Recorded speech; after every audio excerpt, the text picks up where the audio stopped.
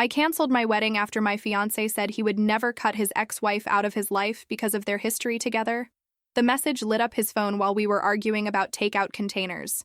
He had left them on the coffee table again. I had asked him to throw them away, and he reached for his phone with the exhausted patience of a man who apparently believed both chores and emotions were personal attacks. I wasn't trying to read the screen, but the preview was right there. "Are we doing your dad's birthday dinner the usual way this year?" It was from his ex. I looked at him. "Why is she asking you about your dad's birthday dinner?" He locked the phone. "Because she always comes." We had been together for 5 years. He had lived in my house for 3, and we had been engaged for almost a year. I bought the place before meeting him after working ridiculous hours at an architecture firm and surviving on cheap food for most of my 20s. The floors were uneven, the cabinets never closed properly, and the back door stuck whenever it rained. But it was mine. When he moved in, I cleared half the closet, gave him the larger bathroom drawer, and tried not to notice how quickly his things became ours while the responsibilities stayed mostly mine. None of that bothered me enough to name at the time. He bought groceries, handled yard work when he remembered, and could make the house feel warm just by singing badly in the kitchen. I genuinely believed we were building a shared life. The wedding felt like the next obvious step, not a rescue attempt or a deadline. That was part of why the message confused me so much. I did not think I was competing for him. I thought the competition had ended years before I arrived.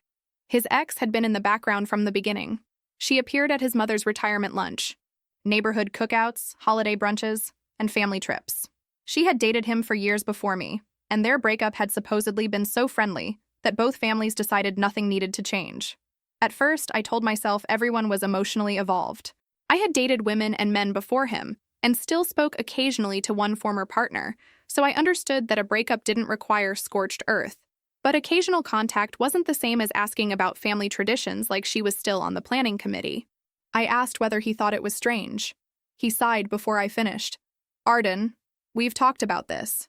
Our families are close. I didn't ask anyone to stop being close. Then what are you asking?" I hated that question, because I had spent years pretending I didn't need a clear boundary. Why does she still act like she's part of your immediate family?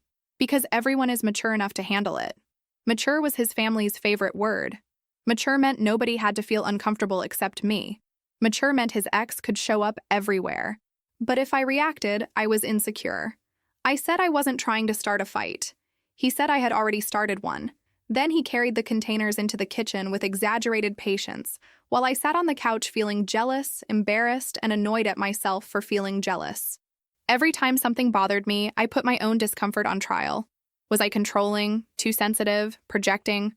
By the time I reached a verdict, everyone else had moved on, and I was apologizing for the tone of a conversation I had barely been allowed to have. He came back, kissed my head, and said, "You're the one I'm marrying." I wanted that to be enough, so I nodded and let the subject die. That was my special talent in that relationship, mistaking the end of a conversation for the resolution of a problem. A few weeks later, his parents hosted a birthday gathering for his father. It was supposed to be simple, which in his mother's world still meant folded napkins, handwritten place cards, and enough food for a small wedding. His ex arrived with a casserole and wine. She kissed his mother, hugged his father, and walked into the kitchen without asking where anything went. She knew which cabinet held the serving dishes, where the extra ice was, which aunt drank decaf, and which cousin hated onions. I was still being reminded which bathroom guests should use. She laughed with his mother over an old story while my fiancé looked relieved that everyone was getting along. I felt like the only person in the room who had missed an important rule. His mother noticed me watching and approached with the gentle expression she used whenever she was about to correct someone while sounding compassionate. "Everything okay?" I said yes, then added, "It's just unusual for me." "What is?" I glanced toward his ex. How involved she still is. His mother smiled. She had been a therapist before retiring, and every disagreement with her somehow became a lesson. Maintaining affection after a relationship ends can be a sign of emotional maturity. Not every bond has to become hostile. I agree. I just think there is a difference between staying friendly and still being treated like a daughter. His father joined us and said the two families had been close for decades. Their parents had vacationed together, attended funerals together, and shared holidays. Cutting anyone off, he said, would mean choosing sides. No one was asking him to cut off her parents. Still, they had already chosen a side. They had simply decided mine was rude for existing. My fiancé heard enough to understand the topic and immediately changed it. His father went to check the grill. His mother offered me more wine. The moment closed before I could say anything useful. My parents were there too. During dinner, my mother watched his ex sit beside his mother, pass plates around and laugh before his father reached the punchline of an old joke. On the drive home, she finally said, "That was a little strange."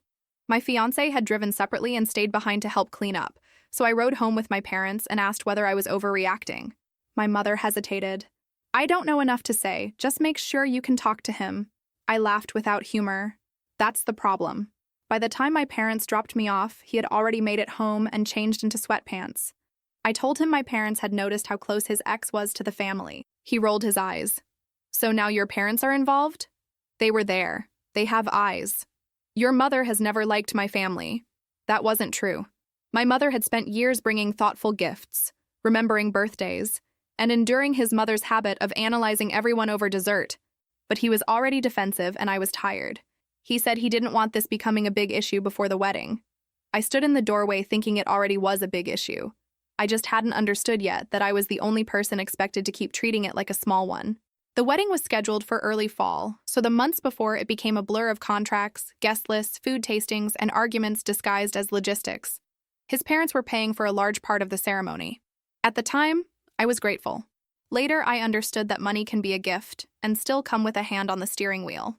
His mother took over the seating plan because she claimed to understand the family dynamics better. I was working long days at the firm while we prepared a proposal for the restoration of an old building downtown, so I let her handle it. The wedding planner invited us to review the final layout at a coffee shop. My fiancé arrived late and spent the first few minutes answering messages while I checked tables. Then I saw his ex's name. She was seated at the family table, beside his aunt and directly across from his parents. "Why is she sitting there?" The planner looked at him. He looked at the ceiling. "My mother placed her," he said. "Did you know?" "I knew she was invited." "That isn't what I asked." He paused. His pauses were usually where the truth went to hide. "I didn't think it would be a big deal." I pushed the layout toward him. "She's sitting closer to your parents than I am. You're at the head table, you're the bride." "Exactly. She's your ex." "Why is she being presented as immediate family?" He rubbed his forehead. "Can we not do this here?" We could never do it at home because he was tired, at his parents' house because it embarrassed them, or in public because it was inappropriate. Apparently, every location in the country was unsuitable for discussing the problem following us everywhere. The planner suggested moving his ex to a table with longtime family friends. I thanked her. He said we should leave it until he spoke to his mother. "It's our wedding," I said, "and she's paying for part of it." There it was, clean and ugly. I reminded him of a family trip 2 years earlier. I had been waiting for approval to take time off work, and his mother warned there might not be room for me if I confirmed late. His ex was already included.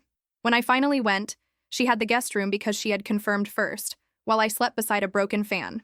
He said I was collecting incidents. Because there are incidents to collect? He looked at me like I had become exhausting in real time. I told him I would raise the issue at the dinner our parents were having the following week. He asked me not to turn dinner into an intervention. I don't want an intervention. I want an answer. He called me dramatic. I wish I could say I canceled everything then. Instead, I sat there reviewing linen samples while my chest tightened, approved a shade of cream I could not have identified under oath, and went back to work. That afternoon, I went back to correcting measurements on another historic facade. Old buildings, unlike people, usually tell you exactly where the cracks are. The dinner between our families was supposed to be pleasant. My mother chose a restaurant downtown and said it would be good to sit together without wedding binders. She also planned to ask about the seating chart because I had finally told her the full story. I warned my fiancé in the car. "My mother may bring it up. Why does your mother need to be involved in our seating plan?" "Because your mother is involved in our seating plan." He said nothing. Conversation stayed safe through most of the meal.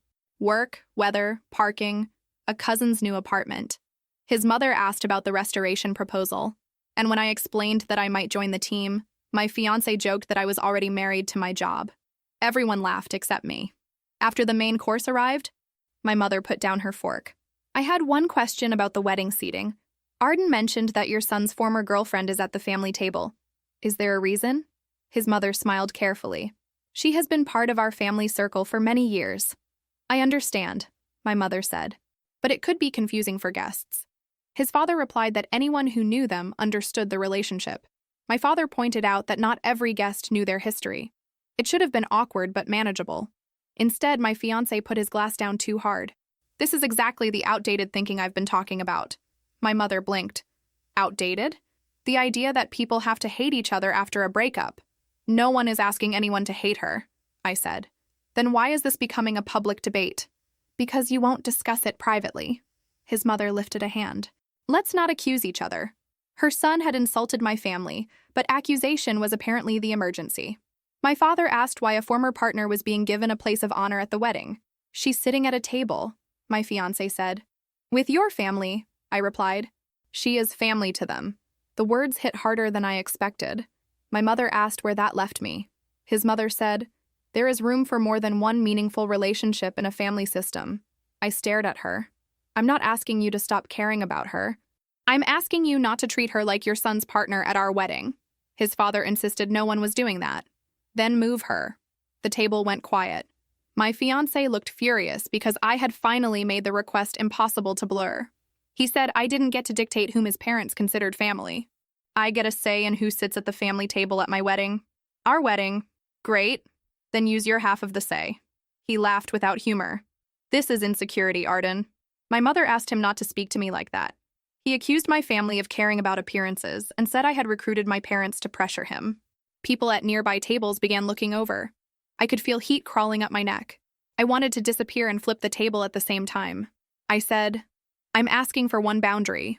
He stared at me like I had threatened to burn down his childhood home. Then he stood up. He pushed his chair back slowly and stood with the confidence of someone who believed the room would eventually bend around him. She is going to be in my family's life, he said. Birthdays, holidays, weddings, future celebrations, all of it. Permanently. His father said his name in warning. His mother reached for his arm. He ignored both. If you can't accept that, maybe you shouldn't go through with the wedding. The sentence hung above the table. Even his parents looked uncomfortable. That mattered because it meant he had gone beyond their usual language about maturity and family bonds. He had made the choice plain. His ex's place was permanent. Mine depended on accepting it. He waited for me to back down. I knew that expression. It was the look he gave me after arguments when he expected me to apologize for making things unpleasant. Usually I did. I softened my voice, promised to work on my insecurity, and called that compromise. I sat there long enough for him to relax slightly. Then I said, You're right. His shoulders dropped. I stood, picked up my bag and added, I shouldn't marry you. Nobody moved. He blinked. What? I said I shouldn't marry you. Arden, don't be ridiculous. Ridiculous, emotional, insecure, dramatic. All the labels lined up ready to explain me away. But something inside me had gone quiet. Not calm exactly. More like a power outage. I looked at my parents. Can we go? My mother stood immediately. My father placed cash on the table with shaking hands. My fiancé stepped around his chair. You're really leaving because of this? No, I'm ending the wedding because of this. His mother told us to sit down because emotions were high. His father said everyone needed to cool off. My fiancé laughed and told me we would talk when I stopped performing for my parents. That sentence followed me through the restaurant. Outside, my mother reached for me, but I stepped away because I knew I would collapse if she touched me. I said I didn't want to discuss it in the parking lot. My father asked whether they should drive me home. In the car, nobody spoke for several blocks. Then I said, I wish one of you had said something sooner. My mother turned around. About what? The way he talks to me. The way they make me feel crazy. My father looked stricken. I should have stopped him tonight. You tried. Not enough. My mother said they had been afraid that pushing too hard would make me defend him and pull away. She wasn't wrong. I had translated his moods, justified his mother's comments, and explained away their concerns. Admitting they were right would have forced me to act. At home, wedding invitations were stacked beside the wall. The venue, deposits, caterer, dress, and guests hit me all at once. My mother asked whether I was sure.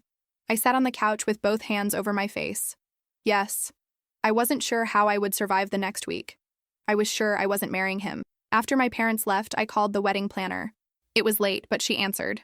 The wedding is canceled, I said. She was quiet for a second. Are you safe? That question almost broke me. I told her yes.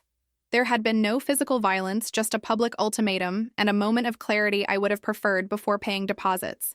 She asked whether I wanted everything paused or formally canceled. Cancel. Anything in my name, cancel it. Don't authorize new payments.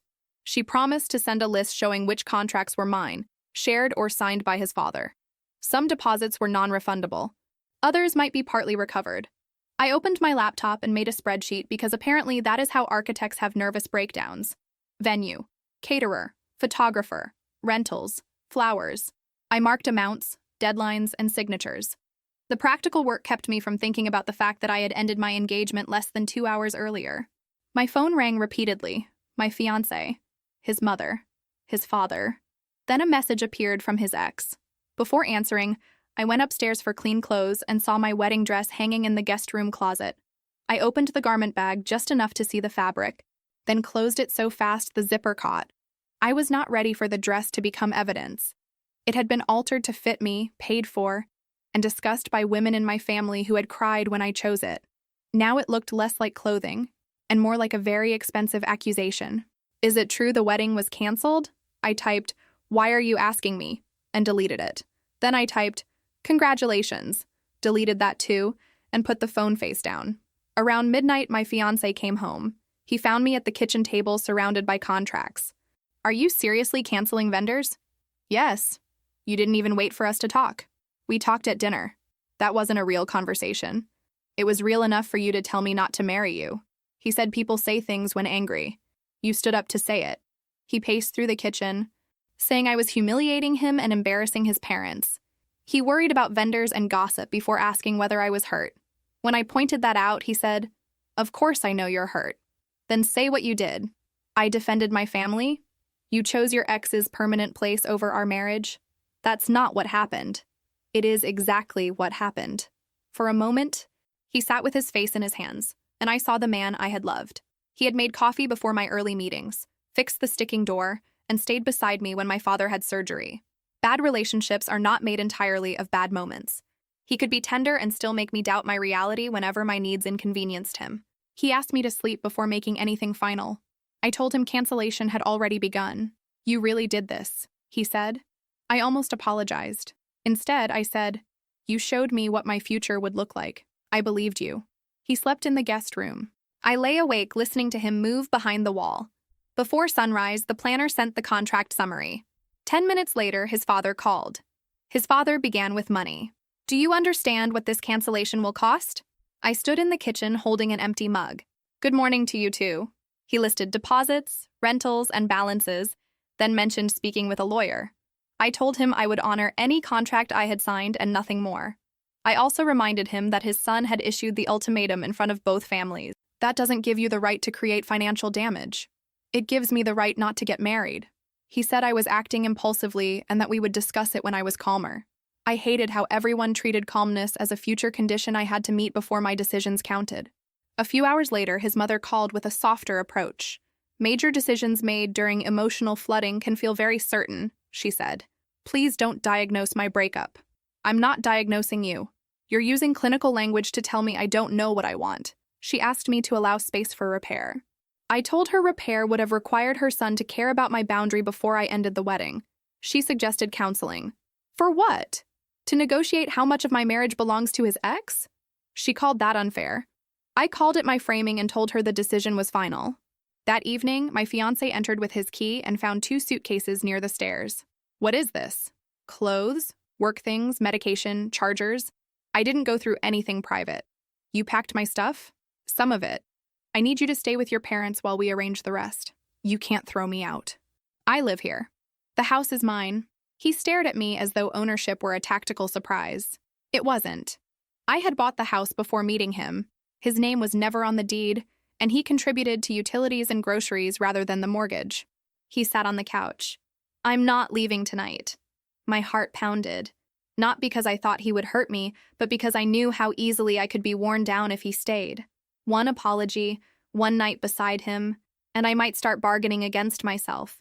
"Then my parents are coming over," I said. "You're bringing them into this again?" "They were present when you offered me a breakup." He called me cold. I said cold was the only temperature at which I could function. We went in circles for almost an hour. He said he needed his own bed. I said I needed my own house. He said I was erasing 5 years. I said 5 years were the reason it hurt, not the reason I had to stay. Finally, he grabbed one suitcase and said he would return the next day. Text first. At the door, He asked. You really think you can shut me out this fast? For once, I didn't soften the answer. Watch me. The door closed. I locked it, slid down against it, and cried so hard I scared myself. He returned the next afternoon and asked to talk before taking more things. I agreed because part of me still needed to hear that nothing had happened with his ex. Betrayal has categories, and I was hoping I had only been living in the less humiliating one. We sat at the kitchen table where we had chosen invitations and assembled furniture badly. I never cheated on you, he said. Physically? His eyes shifted. At all. That wasn't my question. He became defensive. There was nothing physical. The specificity told me enough. I asked whether he knew she still had feelings for him. He looked down. How long? I don't know. She made comments sometimes. He admitted she had joked that some relationships never really end and told him after our engagement that she needed time to adjust. And you never told me? I didn't want you to overreact. You hid it because you knew I would have a problem. He insisted he had hidden nothing. I showed him her message asking whether the wedding was canceled, and asked how she had known before he even came home. Another pause. He admitted he had texted her from the restaurant after I left. He had also complained to her about our arguments, telling her I was rigid, stressed about work, and uncomfortable with his family. He had discussed the seating dispute with her before the dinner. Did you ever tell her you might get back together with her? No. Did you ever tell her that would never happen? He looked at me. That silence was the answer. You didn't have to promise her anything, I said. You just had to keep the door unlocked.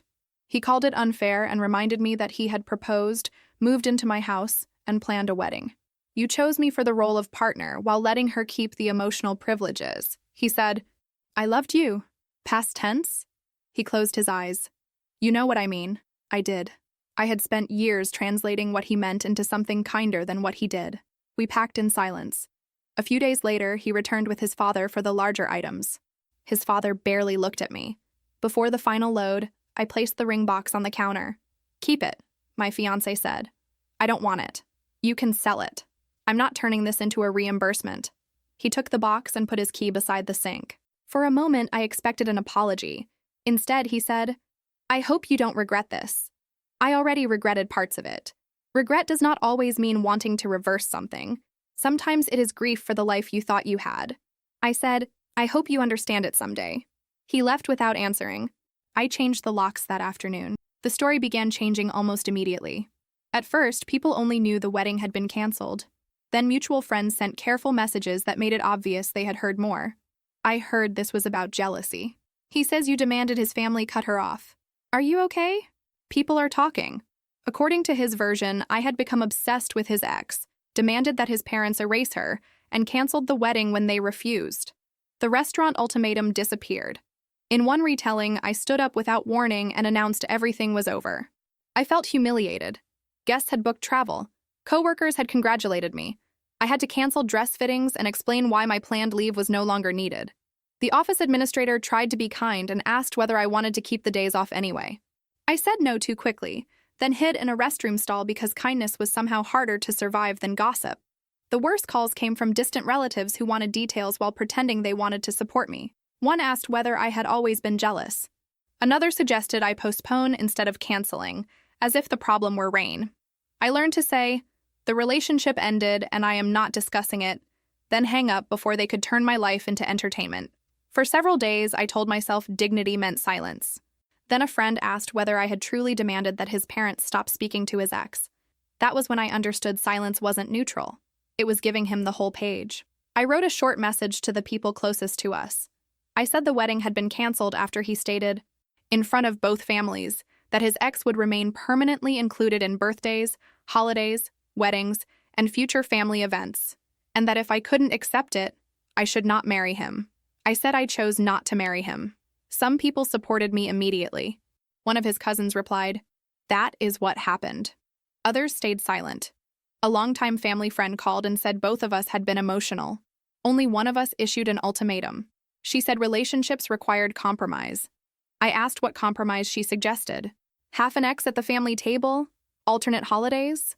She ended the call quickly. My parents told me to stop engaging. They were probably right, but anger made restraint feel like surrender. I checked messages constantly, watched who removed me from a social media app, and searched for signs that his ex had posted about him. She had not, which somehow made me more obsessive. One night, I reread old arguments between my fiancé and me. Every time I raised a concern, the conversation shifted toward my tone. Every time he hurt me, I ended up reassuring him. I found a message from the family trip where I apologized for being difficult after he told me I should be grateful his parents included me. I sat on the kitchen floor and cried. Then I got angry at myself, which at least got me off the floor. 2 weeks after the dinner, his ex asked to meet. She said there were things I deserved to know and suggested a public coffee shop. My mother said not to go. My father thought it might provide closure. The therapist I had started seeing after the breakup asked what I hoped to gain. The truth. Do you believe she can give you that? I don't know. Then I went anyway, because ending a wedding had not magically turned good judgment into my strongest personality trait. She was already at the coffee shop. She looked tired, which annoyed me. I wanted her to look smug so I could hate her efficiently. She stood, then seemed unsure whether to offer a hug. I sat before she decided. She began by saying she had never slept with him during our relationship. He said the same, but I crossed emotional boundaries. I waited. After the wedding was canceled, he had gone to her apartment angry and confused. He said maybe everything had happened for a reason, apparently expecting the breakup to mean something for them. She asked what he wanted. He said he didn't know. She told him she would not become the person he ran to because I had finally stopped accepting the situation. Then he blamed her. He said her involvement had made his family life harder. She reminded him that he had encouraged it. What does that mean? I asked. He told me I would be at the family table. My chest tightened. He said his mother handled the seating. She made the chart. But he told me before the dinner that I was staying there and that you would eventually accept it. He had sat beside me in the planner's office pretending uncertainty while assuring her of the result. She said she should have refused. Yes. I liked being included. Yes. She admitted part of her had believed that if she stayed close enough, there might eventually be an opening.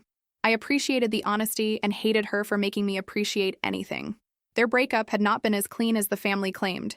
He ended it because he felt trapped by expectations of marriage, but his parents kept treating her like family. When he complained about me, she sometimes believed it meant he might return.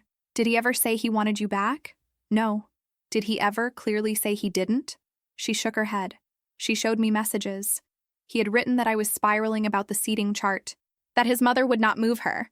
And finally, she'll calm down. She always does. That line hurt more than the rest. He had built his confidence around my habit of returning to peace no matter what it cost me. I asked why she was telling me now. Because he started blaming me, and I realized he had been telling each of us what kept us in place. That did not make her innocent. She knew I was uncomfortable, and accepted the family table anyway. I told her so. I know, I'm not asking you to forgive me. Good. Before leaving, she said she planned to step away from his family. Because you understand the harm? Or because he didn't choose you afterward? She flinched. I felt cruel, but I didn't apologize. Both, she said. It was probably the most honest answer anyone had given me in months. I left with more information and no relief. Closure, I learned, is often just a nicer word for receiving the final set of injuries. A mutual friend later called to say his family was fighting. I pretended not to want details, then asked for every detail. Healing is not a straight line, and sometimes it stops for gossip. His ex had sent his mother screenshots proving that he encouraged her involvement while telling me the seating was entirely his parents' decision. His mother confronted him. His father cared mostly about whether any of it changed who was responsible for the wedding expenses, which was so consistent, I almost admired it. That evening, his mother called. She sounded less polished. She said she had seen the messages and now understood there were parts of the situation she had not known. You knew enough, I said. I knew you were uncomfortable. You decided preserving the family arrangement mattered more. She called that harsh. I called it accurate. She explained that her son had told each person something different. I wanted to ask how she had missed the pattern, but I already knew the answer. His version allowed her to keep believing the family was healthy. Then she asked whether there was any chance of reconciliation, now that the truth was clearer. The truth makes me less likely to return. She said serious mistakes could be repaired. I agree. Repair doesn't always mean reunion. I asked whether she was sorry. She said she was sorry the situation had become painful. That isn't the same thing. She was still processing her role. Of course she was. Her role needed processing. Mine had needed accommodation. The financial threats eventually disappeared. I paid the contracts in my name. His father paid the ones in his. And we divided the shared obligations according to the signatures and cancellation terms. The planner recovered more than expected. Nobody sued anyone. Actual documents ended the dramatic legal language. My ex sent messages that shifted between anger and apology. He admitted the ultimatum was wrong, but said I had humiliated him. He missed our home. His parents were impossible. His ex betrayed him by sharing private messages. He wanted to explain. I blocked him after the message that said, "We both made mistakes." Maybe we had. I stayed too long, avoided difficult conversations, used sarcasm when honesty felt too vulnerable, and defended him after complaining to friends. I had made mistakes, but I had not built a triangle and called it maturity. For the first time in years, my house became quiet. Not peaceful immediately, just quiet. There is a difference. Once the immediate disaster settled, I threw myself into work like someone trying to outrun her thoughts. The restoration proposal at my firm involved an old downtown building with damaged masonry, outdated systems, and decades of bad repairs hidden under newer finishes. I had wanted to join the project, but my fiancé used to complain whenever work expanded beyond normal hours. He never directly told me I couldn't take assignments. He simply asked whether our relationship was a priority, sighed when I worked late, and planned dinners on presentation nights. Eventually, I learned to edit myself before he had to ask. After the breakup, I went to my supervisor and requested a place on the proposal team. She looked surprised. "I thought you wanted a lighter schedule." So did I. She handed me a stack of reports and told me we had a budget review in 2 days. The first major review went badly. Part of the cost estimate was challenged, and we had to rebuild sections of the proposal. I spent a weekend checking assumptions and rewriting the schedule. At one point, I cried in the office bathroom because a spreadsheet formula broke and my emotional capacity had become very selective. Then I fixed it and returned to the meeting. When the firm was shortlisted, I was assigned responsibility for part of the facade stabilization plan. It was not a fantasy promotion. I still answered emails, corrected drawings, and argued about costs, but the work was mine. Around the same time, I took a short trip alone using old personal savings unrelated to the wedding. I stayed in a plain hotel in a coastal town. My room had a view of a parking lot and a sliver of ocean if I leaned left. The heater clicked all night, and the breakfast coffee tasted like regret. I loved it. I walked without checking whether someone was bored. I ate alone, read a book, and bought a ridiculous ceramic bowl from a local shop. The second night, I almost called him. Nothing had happened. And that was the problem. For 5 years, he had been the person I told small things to. Ending the relationship did not erase the instinct. I cried, then called my mother instead. She apologized for not speaking more directly about what she had noticed. I admitted that every time she hinted at concern, I defended him. When I returned home, I moved the wedding boxes out of the living room. I donated decorations, sold the dress through a consignment shop, and kept one package of candles because candles had not personally betrayed me. Progress was ordinary. I slept through the night. I stopped checking who had removed me online. I made dinner without wondering when he would return. I repaired the sticking back door with advice from a hardware store employee and confidence unsupported by experience. It still stuck a little. So did I. Months after the breakup, his mother called again while I was standing in my kitchen with flour on my hands, attempting to make bread for reasons I still cannot explain. She did not ask me to reconcile with her son. Instead, she admitted that she had used language from her former profession to make unhealthy behavior sound mature. She acknowledged that she had protected the existing family arrangement at my expense. It was not a perfect apology. She qualified things and talked about intention, but it was more direct than anything she had said before. I thanked her. Then she asked whether we could remain in contact. No. She sounded hurt. Not at all. I don't hate you. I just don't want a relationship with you. People often understand boundaries in theory until they are the ones outside them. Around then, I reconnected with an old friend I had barely seen during the engagement. We had once spent nearly every weekend together, but my fiancé thought she was too blunt. She thought he was controlling, and I slowly stopped accepting invitations. At lunch, after half an hour of safe conversation, she said, "I pulled away because I couldn't watch you disappear and then defend the person helping you disappear. I felt attacked, then ashamed. You could have said something." I did. She had. I remembered dismissing her concerns and accusing her of projecting because her own relationship had ended badly. I was awful. You were defensive. I was both. We rebuilt the friendship slowly. She apologized for disappearing. I apologized for using her vulnerability against her. Several months later, she introduced me to a woman she knew through work. I had dated women before my fiancé, so her gender was not the dramatic part. Trusting anyone was. The woman was funny, direct, and patient without acting as though she was waiting for me to become easier. On our first date, she mentioned a close friend from work. My body reacted before my brain. "Have you ever dated her?" I asked too sharply. She looked surprised. "No, never." I apologized and said it was none of my business. "It is if we're dating. You can ask. I can answer." I waited for the eye roll or lecture about insecurity. None came. She asked whether something had happened in my previous relationship. I gave her the short version. "That sounds exhausting," she said. No diagnosis, no defense of strangers, no suggestion that I had imagined it. I still went home and panicked. I drafted a message ending things before they began, deleted it, and sent, "I had a good time. Sorry I got weird." She replied, "You got tense." That's not the same as weird. The next time we met, she said she preferred direct questions to silent assumptions. I told her I was not good at direct questions. "Then practice," she said. So I did, badly at first. Dating her did not instantly heal me. It exposed habits I had mistaken for personality. I apologized before expressing preferences. I treated small changes in tone like weather alerts. If she took longer to answer, I pretended not to care while caring so aggressively that I became unpleasant. Once, she canceled dinner because her friend from work had a family emergency. I said, "Of course you need to go," in a tone that clearly meant I was opening a private court case. She called me. "Are you upset?" "No." That sounded like an upset no. I almost denied it again. Instead, I admitted I felt threatened even though it was unfair. She explained the emergency, then said gently that she would not accept being punished for what my ex had done. It stung because it was true. I apologized without giving a speech about how damaged I was. She helped her friend, and we talked the next day. No silent treatment, no scorekeeping. No one used the argument to prove I was fundamentally irrational. I started noticing the change in small, almost boring moments. There were no dramatic tests and no moment when I suddenly announced I was healed. Sometimes trust looked like leaving my phone in another room without checking hers.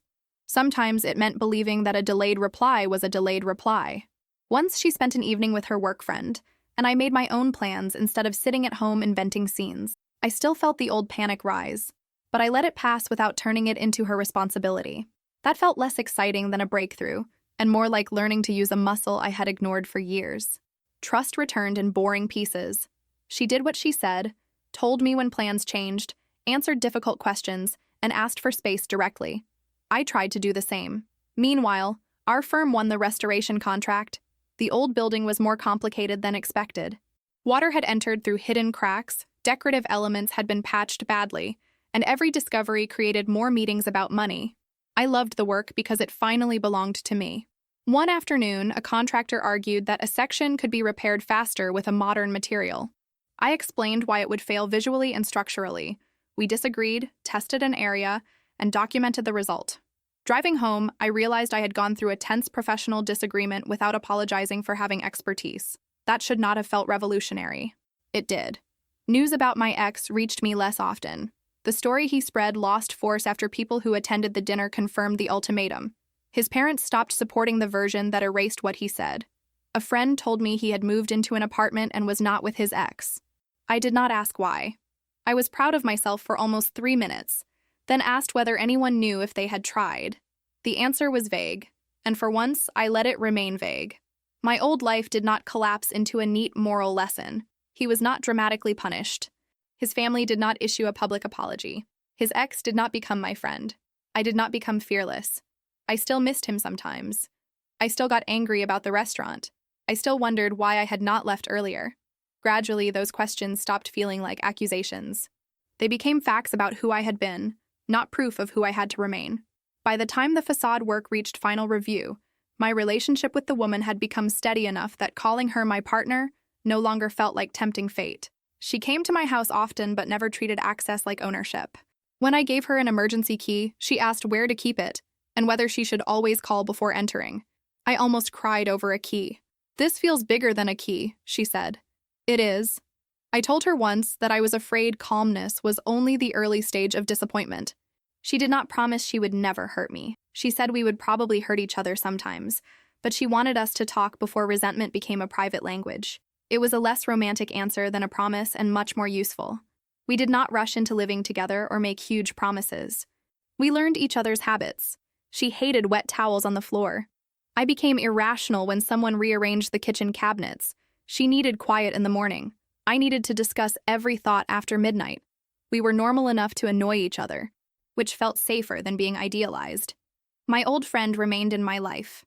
My mother became more direct, occasionally too direct, as though compensating for every concern she had softened. My father stopped trying to fix emotions with practical tasks, though he replaced a loose porch step without asking, which was his version of respecting boundaries while holding a drill.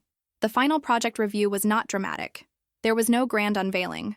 There was a meeting, a correction list, another inspection, and hours spent checking that the details matched the drawings. When my portion was approved, my supervisor said I had handled a difficult scope well, and that it would strengthen my position for future projects. I thanked her, went to my car, and sat there for a minute. I thought about how close I had come to turning the opportunity down. My ex had never forbidden it. I had simply learned to anticipate his disappointment and edit myself in advance. That realization still hurt, but it also kept me choosing differently.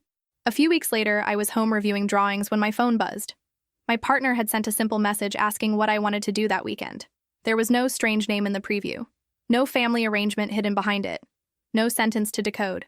Still, I read it twice. Old habits survive long after their reason is gone. I set the phone down and looked at the plans spread across my dining table. A bowl of fruit, a half-empty glass of water, pencil shavings near my notebook. The same uneven floors, the same stubborn cabinets, the same house that had once been filled with wedding boxes and fear. My phone buzzed again. Saturday or Sunday? I smiled. Saturday is free, I wrote. Then I placed the phone beside me and returned to the drawings. That was it. No speech, no dramatic realization, just a quiet afternoon, a message without subtext, and the strange relief of believing exactly what it said.